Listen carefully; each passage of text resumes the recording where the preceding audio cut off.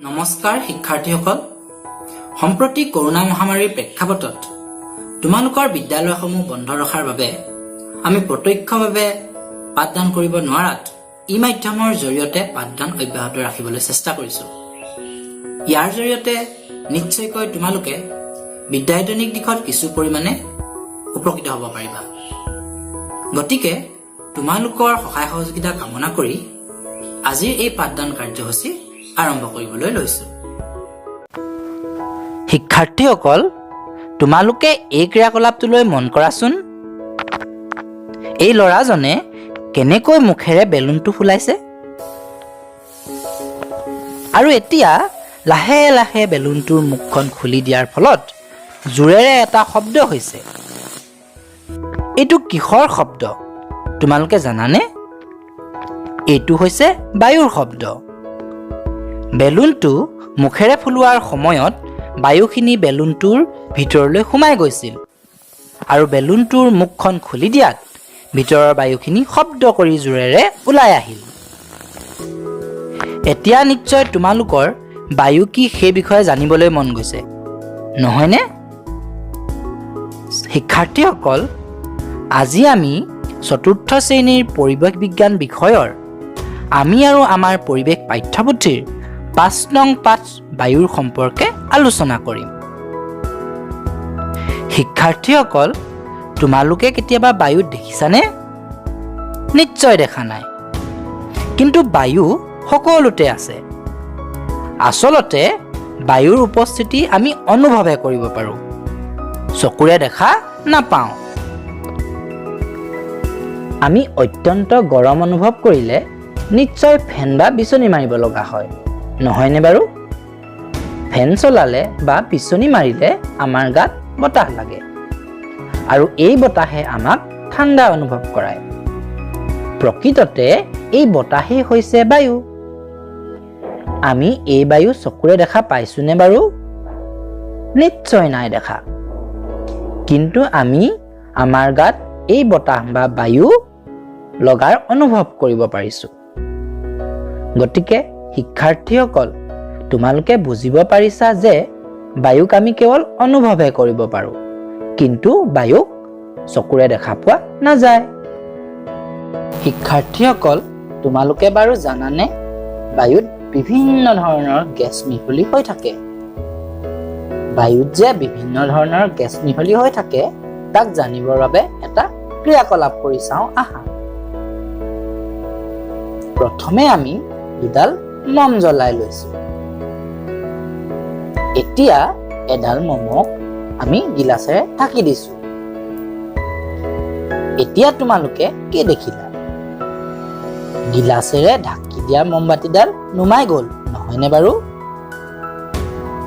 এতিয়া তোমালোকে ভাবি চোৱাচোন, কিয় গিলাচেৰে ঢাকি দিয়া মমডাল নুমাই গ'ল আৰু আনডাল কিয় এতিয়াও জ্বলি আছে? শিক্ষাৰ্থীসকল, ইয়াৰ কাৰণ হ'ল বায়ুত থকা এবিধ গেছে মুকলিকৈ ৰখা মমডালক জ্বলি থকাত সহায় কৰিছে আৰু অন্যহাতে গিলাচেৰে ঢাকি দিয়াত গিলাচৰ ভিতৰত থকা সেই গেছে মমডালক অলপ সময় জ্বলি ৰখাত সহায় কৰিছে আৰু গেছবিধ শেষ হৈ যোৱাত মমডাল নুমাই গ'ল।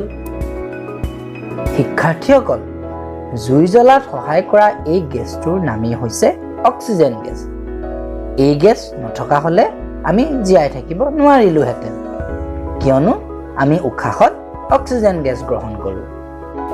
শিক্ষাৰ্থীসকল, এতিয়া আৰু কি কি কামত অক্সিজেন গেছ ব্যৱহাৰ কৰে চাওঁচোন আহা। সাগৰৰ তললৈ যোৱা ডুবাৰুসকলে অক্সিজেন গেছৰ চিলিণ্ডাৰ ব্যৱহাৰ কৰে।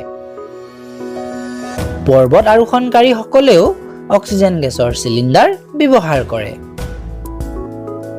উশাহ নিশাহ ল'বলৈ কষ্ট পোৱা ৰোগীসকলকো অক্সিজেন গেছ দিয়া হয়। গতিকে আমি বুজিব পাৰিছো অক্সিজেন গেছ আমাৰ বাবে অত্যন্ত প্ৰয়োজনীয় গেছ। শিক্ষাৰ্থীসকল, বায়ুত অক্সিজেন গেছৰ বাহিৰেও আন কিছুমান গেছ মিহলি হৈ থাকে। এই কথাটো বুজিবৰ বাবে আমি আমাৰ পাঠ্যপুথিৰ এই ক্ৰিয়াকলাপটোলৈ চাওঁচোন আহা। পোনপ্ৰথমে এটা কাঁচৰ পাত্ৰত ফটফটীয়া চূণৰ পানী লৈ পানীখিনি কিছু সময়ৰ বাবে ৰ'দত থোৱা হৈছে।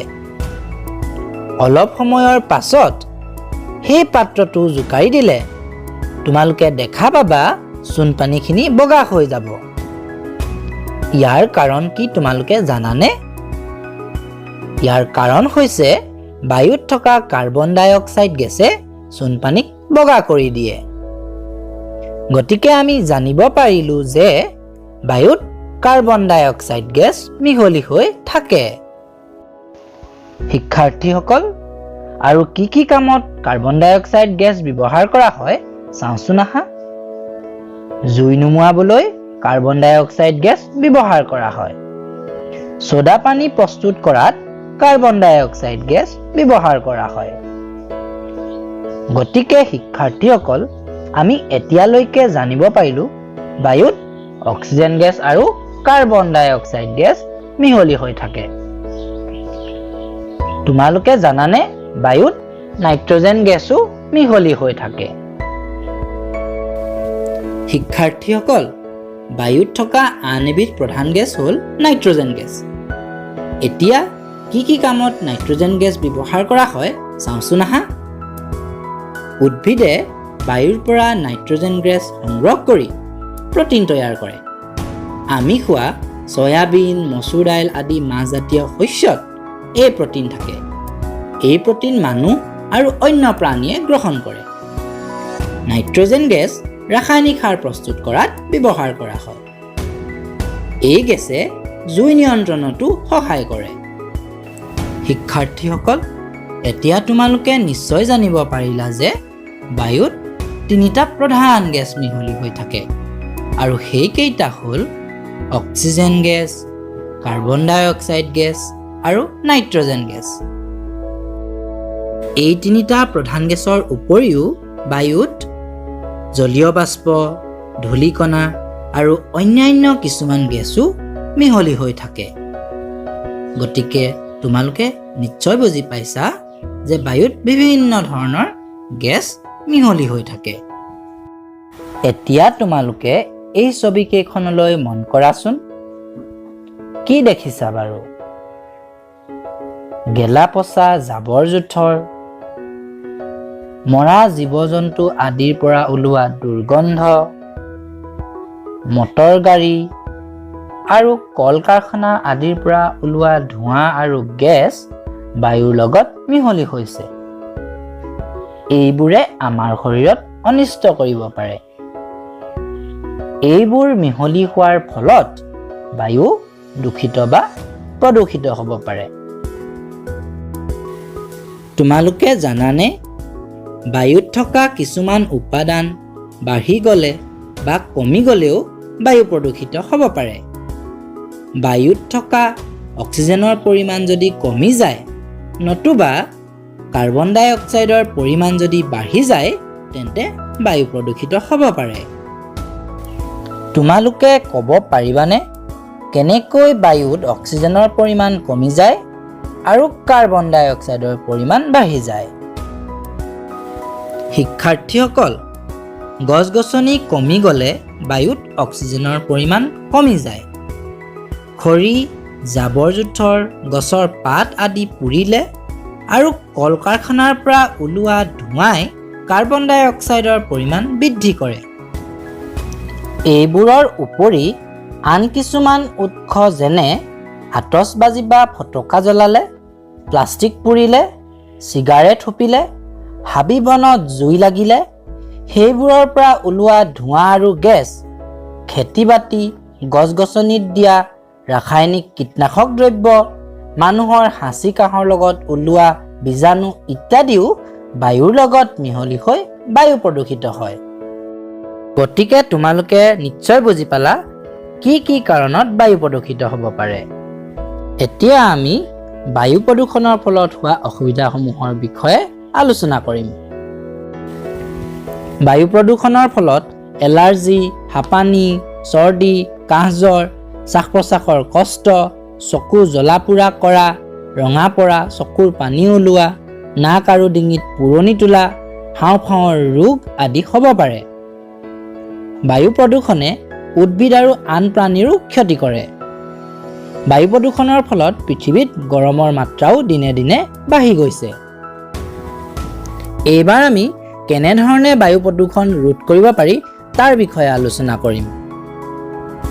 শিক্ষাৰ্থীসকল, বায়ু প্ৰদূষণ কেনেকৈ ৰোধ কৰিব পাৰি চাওঁচোন আহা। গছ-গছনি বেছিকৈ ৰোপণ কৰি বায়ুৰ প্ৰদূষণ ৰোধত সহায় কৰিব পাৰি। প্ৰদূষণ সৃষ্টি কৰা যন্ত্ৰপাতিৰ ব্যৱহাৰ কমকৈ কৰি নাইবা কল কাৰখানাৰ পৰা ওলোৱা দূষিত পদাৰ্থবোৰ নিয়ন্ত্ৰণৰ উপযুক্ত ব্যৱস্থা গ্ৰহণ কৰি বায়ু প্ৰদূষণ কমাব পাৰি। জাবৰ-জোথৰ পেলোৱা বাকচ ঢাকি ৰাখিব লাগে আৰু সঘনাই চাফা কৰি ৰাখিব লাগে। সহজে পচি নোযোৱা বস্তু যেনে টিন, পলিথিন, প্লাষ্টিকৰ বস্তু নলা-নৰ্দমাত পেলাব নালাগে। সহজে পচি যোৱা বস্তুবোৰ পচন সাৰৰ গাঁতত পেলাই পুতি থ'ব লাগে। এনে কৰাৰ ফলত জাবৰ-জোথৰ পোৰাৰ পৰা উদ্ভৱ হোৱা ধোঁৱাৰ পৰা মুক্ত হোৱাৰ লগতে দুৰ্গন্ধৰ পৰাও মুক্ত হ'ব পাৰি। ৰাসায়নিক কীটনাশকৰ সলনি জৈৱিক কীটনাশক ব্যৱহাৰ কৰিও বায়ু প্ৰদূষণ ৰোধ কৰিব পাৰি। হাঁচি, কাহ মৰাৰ সময়ত মুখ আৰু নাকত ৰুমাল ব্যৱহাৰ কৰিলে বায়ুত বীজাণু মিহলি হোৱাৰ পৰিমাণ কমাব পাৰি। মৰা জীৱ-জন্তু আদি গাঁতত পুতিও প্ৰদূষণ ৰোধ কৰিব পাৰি। গাড়ী মটৰ কমকৈ ব্যৱহাৰ কৰি প্ৰদূষণ কিছু পৰিমাণে ৰোধ কৰিব পৰা যায়। ওচৰৰ ঠাইলৈ পৰাপক্ষত খোজকাঢ়ি বা চাইকেলেৰে অহা যোৱা কৰিও প্ৰদূষণ কিছু পৰিমাণে ৰোধ কৰিব পাৰি। গতিকে ছাত্ৰ-ছাত্ৰীসকল, তোমালোকে নিশ্চয় বুজিব পাৰিলা আমি কেনেধৰণে বায়ু প্ৰদূষণ ৰোধ কৰিব পাৰোঁ। শিক্ষাৰ্থীসকল, পৰিৱেশ প্ৰদূষণ হ্ৰাস কৰিবলৈ আৰু পৰিৱেশৰ প্ৰতি সজাগতা সৃষ্টি কৰিবলৈ সমগ্ৰ বিশ্বতে 5 জুনৰ দিনা বিশ্ব পৰিৱেশ দিৱস পালন কৰা হয়। মৰমৰ শিক্ষাৰ্থীসকল, এইখিনিতে তোমালোকৰ পৰিৱেশ বিজ্ঞানৰ বায়ু পাঠটি সমাপ্ত হৈছে। গতিকে মই আশা কৰিছোঁ তোমালোকে এই ভিডিঅ'টোৰ জৰিয়তে এই বায়ু পাঠটো ভালদৰে বুজিব পাৰিলা। শেষত তোমালোক সকলোকে ধন্যবাদ জনাই আজিৰ এই পাঠ সামৰণি